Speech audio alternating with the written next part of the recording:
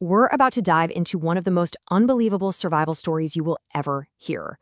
It is a story of just impossible odds, of incredible resilience, and it's all about one teenager's fight against the unforgiving Amazon. And it all kicks off with a fall from a height that well, it defies belief. Just try to wrap your head around that. 10,000 feet. That's almost 2 miles, straight down. This was the terrifying reality for a 17-year-old girl whose plane literally disintegrated around her in midair. And somehow she survived. The question that baffled everyone was, how? I mean, seriously, how is that even possible? And that's exactly what we're here to break down. So our story begins on what was supposed to be a really happy day, Christmas Eve, 1971. It's aboard a flight that, as it turns out, was anything but routine. Okay, so picture this. It's LANSA Flight 508. The mood inside is festive, you know? It's a quick hop over the Peruvian Amazon, and people are excited to get home to their families for Christmas. For the first 30 minutes or so, everything is completely normal. 17-year-old Juliana Kopke is sitting with her mother, Maria, just looking forward to getting to their family's research station for the holidays. But here's where we get this really chilling piece of dramatic irony. You see, while the passengers thought it was just a routine flight, the reality of LANSA Airlines was grim. They had such a terrible safety record that the locals actually had a dark joke about its name. In fact, Julianne's own father had warned them not to fly with the airline. And the plane itself, a Lockheed L-188 Electra, was known to have wings that were too rigid for severe turbulence. But it was Christmas. Every other flight was booked. This was their only way home. That festive atmosphere was about to be absolutely shattered in the most violent way you can imagine, as all that holiday hope turned into pure catastrophe. For some reason, instead of flying around it, the pilots flew directly into a colossal thunderstorm. The turbulence was instantaneous and just unbelievably violent. Luggage started raining down from the overhead bins, and sheer panic just erupted through the cabin. For 20 agonizing minutes, the plane was just being tossed around the sky like a toy. And then, at over 20,000 feet, it happened. A bolt of lightning hit the right wing. It caught fire, and within seconds, both wings were torn from the fuselage. The plane just started to break apart. Julianne, still strapped into her window seat, was ripped from the aircraft and sent plunging toward the jungle below, still attached to her row of seats. Now, that fall should have been the end of this story, but for Juliana Kepke, it was just the beginning of a whole new nightmare. I mean, this is the million-dollar question, right? How does anyone survive a 2-mile fall? It seems to completely defy the laws of physics.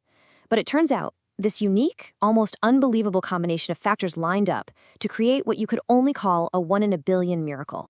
And it really boils down to these 3 key things. First, you have these intense updrafts from the thunderstorm itself, which literally acted like a cushion of air, slowing her fall. Second, the row of seats she was strapped to started spinning like crazy.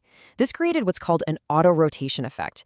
Think of a maple seat or helicopter rotor, where the spinning generates its own lift, acting like another powerful brake. And then finally, she crashed through the incredibly dense, multi-layered canopy of the Amazon. All those thick branches and tangled vines absorbed the final impact, basically acting like a giant natural safety net.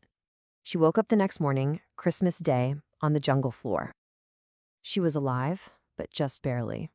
She had a broken collarbone, a badly sprained knee, deep gashes all over her body. One eye was swollen completely shut, and her glasses were gone, which left her nearly blind, and she was utterly, terrifyingly alone. So, surviving the fall, that was a miracle for sure. But surviving the jungle, well, that was going to take something more. It was going to take knowledge and an absolutely unbreakable will to live. This one piece of advice from her father, a famous zoologist, became her lifeline. See, she had grown up in the Amazon, she had learned survival skills, and this one was the most important. It was her only strategy, her only glimmer of hope. So her journey becomes this grueling 11-day odyssey of pain and just pure perseverance. Her only food? A small bag of candy she managed to find. On day 4, she makes a horrifying discovery, another row of seats with 3 other passengers, a brutal reminder of what probably happened to her mother. But then on day 6, she hears the call of a Watson bird, a detail her zoologist parents had taught her, a sign that she was near a large body of water, and that renewed her hope. But by day 9, things were getting really bad. A deep wound in her arm was dangerously infested with maggots. Still, she pushed on, just following the water, until finally, on day 10, she stumbled upon a boat. After 10 days of near total isolation, that boat was a sign of civilization. But her eventual rescue, well, it would turn into an encounter that kind of blurred the line between reality and folklore. The boat led her to a small, empty hut. Inside, she found a can of gasoline. And she remembered this lesson from her father, so she poured the gasoline into her infested wound to try and force the maggots out. I mean, you can only imagine how excruciatingly painful that was. But it worked. She flushed out over 30 of them. Completely exhausted, she collapsed and just waited, hoping somebody would return.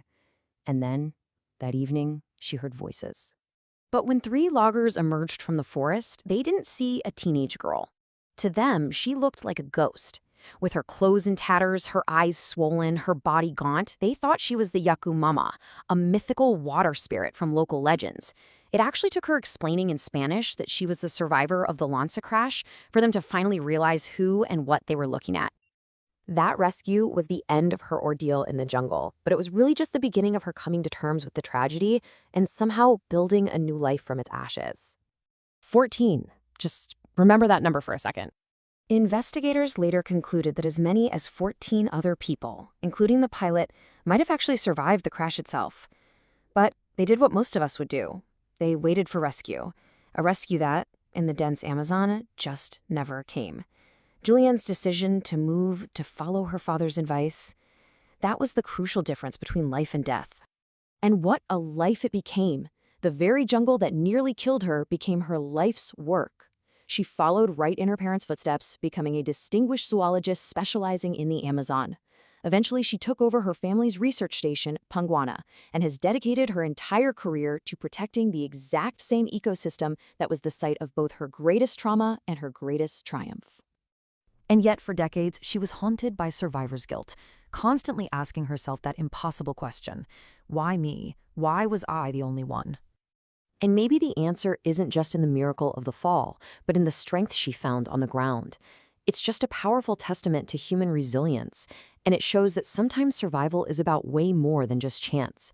It's about knowledge, preparation, and the incredible courage it takes to take that first step, even when all hope seems lost.